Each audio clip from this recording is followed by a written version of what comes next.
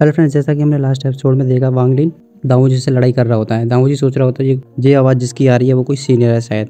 पर होता क्या है कि वांग लिन उस पर हमला कर देता है। उसके बाद दाऊजी उससे सरेंडर कर देता है। तभी अचानक से मेंग त्योजी आ जाता है और उसको मार देता है।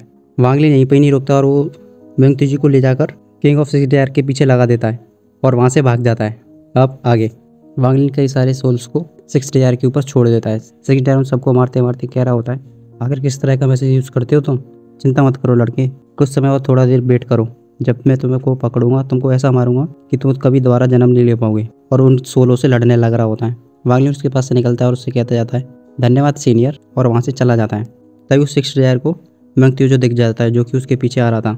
मेंग त्योजी सिक्स डेयर को देखकर कहने लगता है, एक और बचा है अभी तो, ये तो चलो बहुत अच्छी बात है। तभी सिक्स डेयर उससे कहने लगता है, मेंग त्योजी तुम आगे ऐसे कैसे देखने लगे, तुम्हें क्या हुआ? तभी मेंग त्योजी कह रहा होता है, मास्टर ने कहा है तीसरे लेवल में जितने लोगों को भी मारूंगा तो मुझे रिवार्ड मिलेगा। तभी सिक्स डेयर किंग समझ जाता है कि ये किसी के कंट्रोल में है, किसी ने इसको अपना पपेट बना लिया है।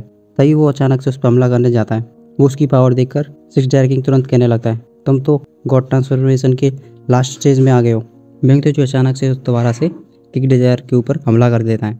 किंग डेजायर ब्लेड स्किप टेक्निक का इस्तेमाल कर वहाँ से गायब हो जाता है।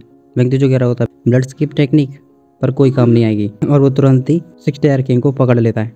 वो उसको ग्रीन कलर की स्पिरिचुअल रे से बांध के रख देता है, जो कि कई सारी होती हैं। तभी सिक्स डेयर किंग अपने पपेट को इंस्ट्रक्शन देने लगता है। उसका पपेट जैसे ही आ रहा होता है, मेंग त्योजी अपने हाथ से एक रोक लेता है और कहने लगता है, अच्छा पपेट है पर बहुत ही ज़्यादा वीक है, और तुरंत ही उसे वहाँ पे फोड़ देता है। ये देखकर सिक्स डेयर को थोड़ा भी यकीन नहीं होता। वो कहने लगता है, ऐसा नहीं हो सकता, ऐसा तो बिल्कुल भी नहीं हो सकता। मेंग त्योजी अब की बार दोबारा से उस पर हमला करने चल देता है। वो उसके ऊपर हमला करने वाला होता है। तभी अचानक से एक आदमी की आवाज़ आती है, तुम्हारी इतनी हिम्मत, मेरे डिसिपल को मारने की कोशिश करो। मेंग त्योजी पीछे की तरफ हो जाता है।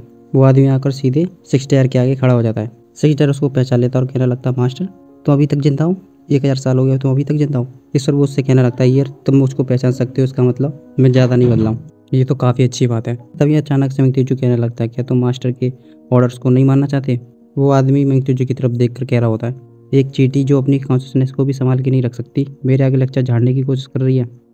इस पर मेंग त्योजी तुरंत उसके ऊपर कई सारे हमले कर देता है। वो आदमी बड़े आराम से उसके हमलों को रोकने के बाद उसके एक जोरदार चांटा मार देता है और कहने लगता है, जाओ मरो, तुम मुझे और ईयर को मारना चाहते हो, ऐसा करने में तुम्हें कई 1000 साल लगेंगे, और उसको एक स्पेस रिफ्ट में फेंक देता है।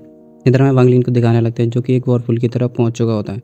वहाँ पहुंचने के बाद वहाँ पर उस फॉर्मेशन पर उतर जाता है और अपने पास से एक एंड सील निकाल लेता है। उसे देखकर कहने लगता है, जैसा दाऊजी ने कहा, इस सील को सिर्फ मैं वॉरफुल को ऑन करने के लिए ही खोल सकता हूँ। इसके बाद वो तुरंत ही उस सील में बहुत सारी स्पिरिचुअल एनर्जी को इकट्ठा करने लगता है। जैसे ही उसमें स्पिरिचुअल एनर्जी इकट्ठी हो जाती है, वो तुरंत ही उस वर्लपूल पर मार देता है। जैसे उस वर्लपूल पर पड़ती है, वर्लपूल चारों तरफ से चमकने लगता है और वहाँ पर जो फॉर्मेशन था वो भी चमकने लगता है। इसके बाद ऊपर वर्लपूल में देखते हैं वहाँ पर एक छोटा सा छेद हो चुका है। उसको देखकर वांग लिन खुश हो जाता है। उस छेद को देखते देखते वांग लिन आगे बढ़ रहा होता है। तभी अचानक एकदम रुक जाता है और कहने लगता है, कुछ तो गलत है यहाँ पे। तभी उसको एक परछाई सी दिखाई देने लग रही होती है जो कि कह रही होती है, तुम कौन हो? पर वो अपनी आंखों से ही पहचान लेता है, स्वैलो सोल, इसका मतलब तुम सोल्स को खाते हो।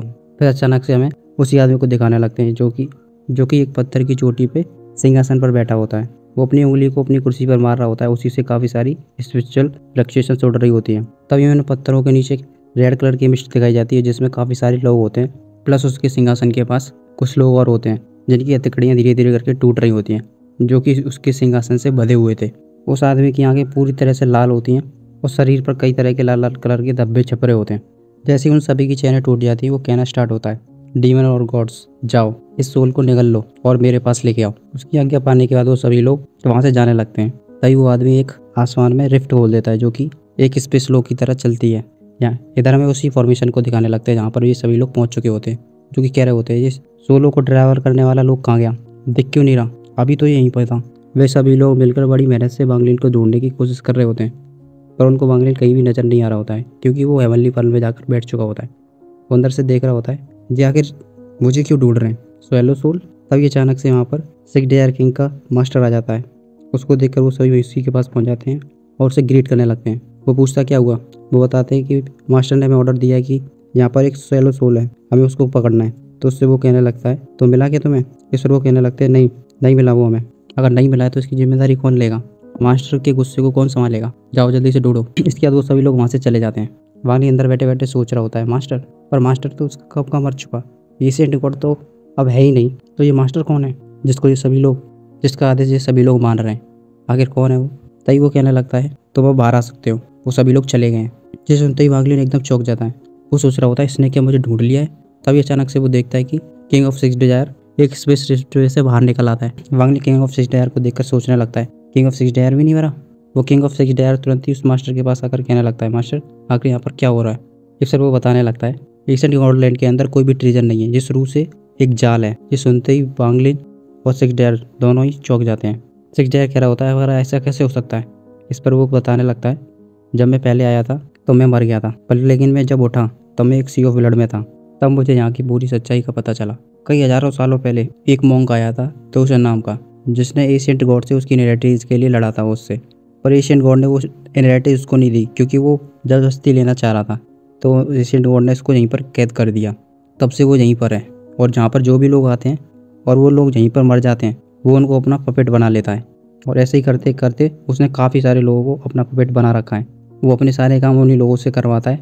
और एक समय जब एक समय बहुत सारे लोग हो जाएंगे और उनकी ताकत ज़्यादा हो जाएगी तब वो यहाँ से फ्री होकर चला जाएगा। जिससे पहले कि तुम मरो एक सीक्रेट टेक्निक का इस्तेमाल करके यहाँ से निकल सकते हो। पर लेकिन तोशन ने पूरी एशियंट गॉडलैंड को लॉक कर दिया है तो तुम यहाँ से नहीं निकल सकते। यहाँ से उसके पास जाकर वो अपना हाथ उसके कंधे पर रख देता है और कहने लगता है डिसेबल तुम चिंता मत करो, चाहे मुझको अपनी जान गंवानी पड़े, मैं तुमको यहाँ से ज़रूर निकालूंगा। उसकी ऐसी बात सुनकर किंग ऑफ डिजायर थोड़ा सा भावुक हो चुका होता है और मास्टर कहने लग रहा होता है। वो कहता है मेरे पीछे आओ। उसके दो मास्टर तुरंत ही वहाँ से जाने लगता है। किंग ऑफ डिजायर भी उसके पीछे पीछे जाने लगता है। वो उसी फॉर्मेशन पर आकर रुक जाते हैं जहाँ पर थोड़ी देर पहले वांगलिन था जो कि उसको ऑन करने की कोशिश कर रहा था। वो मास्टर तुरंत ही अपने पास से एक स्पिरिचुअल टेक्निक का इस्तेमाल करके एक फॉर्मेशन को ऑन करता है और उस फॉर्मेशन को सीधे ही उस फॉर्मेशन पर रख देता है जो कि बड़ी तेज़ी से घूमने लग रहा होता है।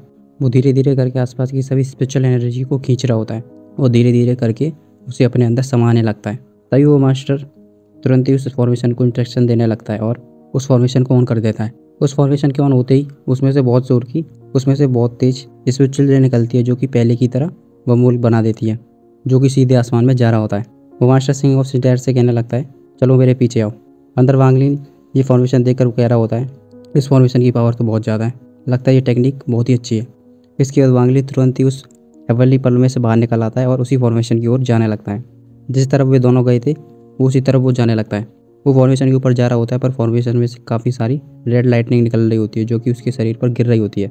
साथ ही साथ उस व्हर्लपूल में से स्पिरिचुअल प्रेशर निकल रहा होता है जो कि उसको दबाने की कोशिश कर रहा होता है। वो उस ऋतु को सहते हुए ऊपर जाने की कोशिश कर रहा होता है। सिक्स डिजायर किंग और उसका मास्टर वे दोनों आगे ही निकल चुके होते हैं और धीरे धीरे करके वो उस फॉर्मेशन को पार कर देता है। आज के एपिसोड में बस इतना ही, मिलते हैं अगले एपिसोड में।